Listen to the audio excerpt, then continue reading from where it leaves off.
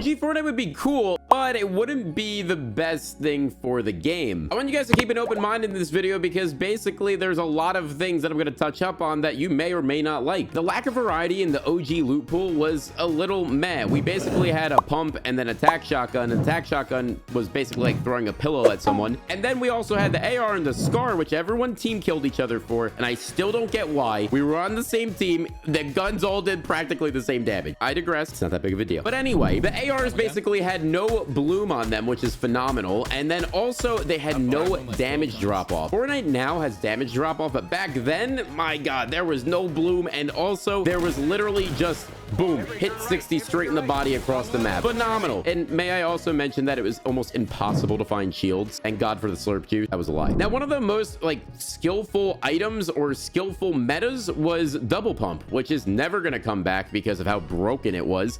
But back then, if you utilized it, you were absolutely on top of the game, and it's never going to come back because players have gotten too good at it. Majority of people that want it back have probably never even used double pump, but let me tell you, it was a fun time, and watching Daquan do it in person was insane.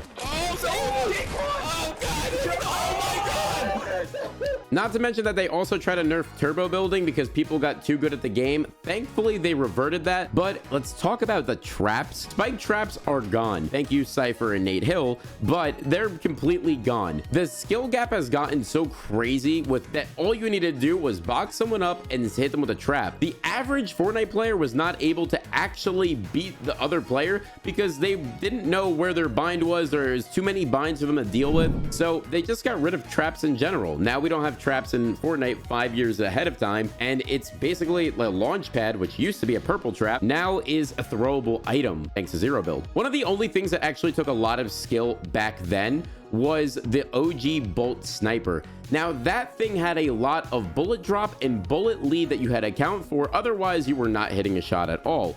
And let me tell you, it was very satisfying back then. It became a little bit too difficult, so Fortnite did change that. And I will tell you this, thankfully Fortnite innovative, and we're not an OG Fortnite, because one of my favorite snipers is that 3-shot hunter sniper rifle from chapter 3. By far the best sniper they've ever added, right under the heavy sniper as well. And the reason being, it could shoot 3 shots consistently in one mag, and then also 1 shot to the head. The bolt took forever to reload. Although the peak of Fortnite was very fun, it was also very memorable to us all in a different way. Keep in mind that Fortnite was very fresh, new, and innovative, and the developers put out weekly updates that made it a lot more fun. Battle Royale was booming at the time. There wasn't really another Battle Royale other than H1Z1, but that is a different story. When Playground mode got added, it made a lot of people that consistently play the game like myself go into this mode and then find a bunch of loot and then 1v1 each other. It was a lot of fun because we actually had a place to practice rather than just playing the game non-stop and hoping that we get better. Creative mode now set a whole new tone where people were basically just making edit courses, aim practice map, where everyone just started to excel in the skill gap. Now, creative mode was also a ton of fun in chapter 1 when we had Scissors Death Run, which was a giant tournament, and it was also just an overall great time for everyone, and the community loved it. In addition to the zone wars and box fight maps, let me tell you, this is where people started going nuts. Almost every single person was on the same playing field at this moment. This led to wager matches with Booga, Clicks,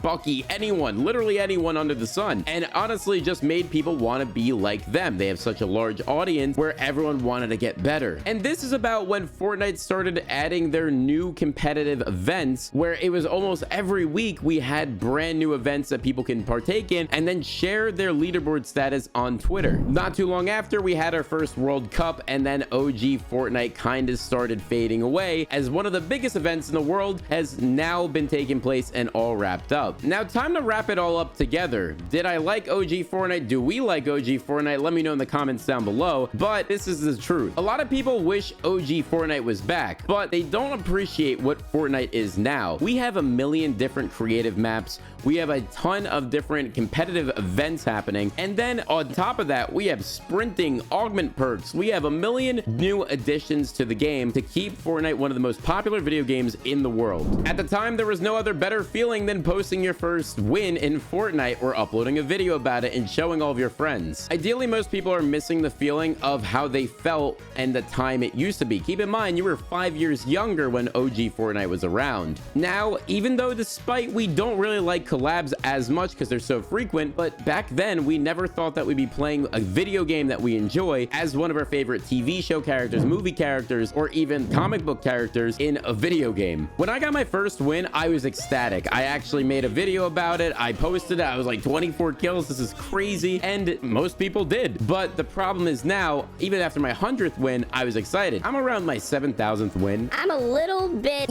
seasoned for this game. That I just give other people wins at this point. Now, keep in mind, the community has completely shifted. A lot of people have left the community because they felt like there was nothing else for them in Fortnite, but most of us stayed. But majority of the big faces that these audience or young people enjoy watching competitively are a bunch of other younger creators. Now, we also have the people that stuck around that have Icon Series skins, but they also have people that are trying to get Icon Series skins and striving for them, like my friends Typical Gamer and Nick A30, which hoping they do. They deserve it. Fortnite, come on. But people also miss the OG creators. There was no other video content creator to this day like Fearless. There was no other person like CD who had such an amazing audience. And then TSM Daquan and Ninja back then as well. These were all amazing creators that people really looked up to and looked forward to uploading videos for. Now even Fortnite content has gotten dry and there's nothing really original out there that people are like, oh my god. Where I even had a few videos where people were like, hey, do you still play with a typewriter or do you still play on a Wii? Which was all just random fun videos that I made, and it's not like that anymore. Everything that has been done on Fortnite has been done 20 times over. In reality, I do think that Fortnite is still a very fun and popular game. OG